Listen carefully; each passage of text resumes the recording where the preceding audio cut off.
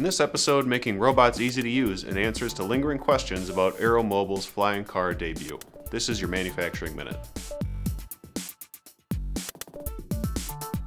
Robots will undoubtedly pose a range of opportunities and challenges in coming years, but a primary concern is how robots designed by scientists will be used by a layperson.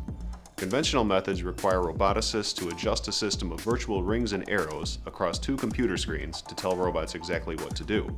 Although the system is effective for experts, engineers from the Georgia Institute of Technology warned that it is complex and could lead to errors if left in the hands of people who aren't familiar with it. They responded with a simple interface that allows a user to select an item with a mouse. An algorithm then analyzes the object and suggests a few options for the robot to grasp it. Once a grip is selected, the robot takes care of everything else, reducing mistakes and making the process much faster. Georgia Tech scientists presented the system at a conference last month and released it as open source software. They said that it could be used for in-home assistance, search and rescue operations, and space exploration, but it could also help in manufacturing, where companies worry about whether they'll have the skilled workers to fill increasingly high-tech job requirements. Could a simpler interface make robots easier to use and more prevalent in factories? Tell us your thoughts in the comments below. In last week's episode, we covered how AeroMobil was finally ready to reveal the world's first commercially available flying car in Monaco. Well, this week is all about what happened in Monaco and what AeroMobil delivered after years of ramping up customer expectations. So here's what we now know. The flying car's body is made from high-strength, lightweight carbon fiber.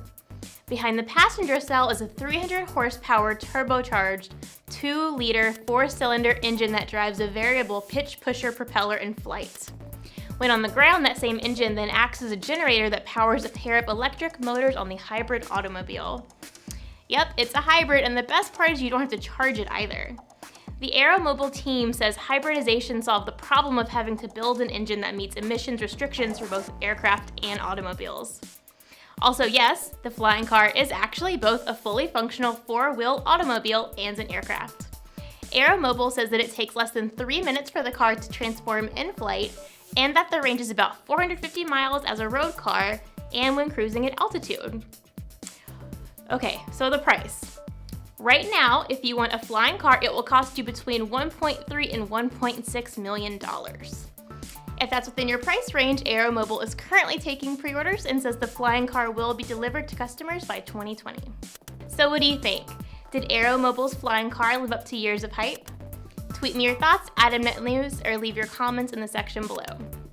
That's all the time we have for today, but tune in every Tuesday and Thursday for your next Manufacturing Minute.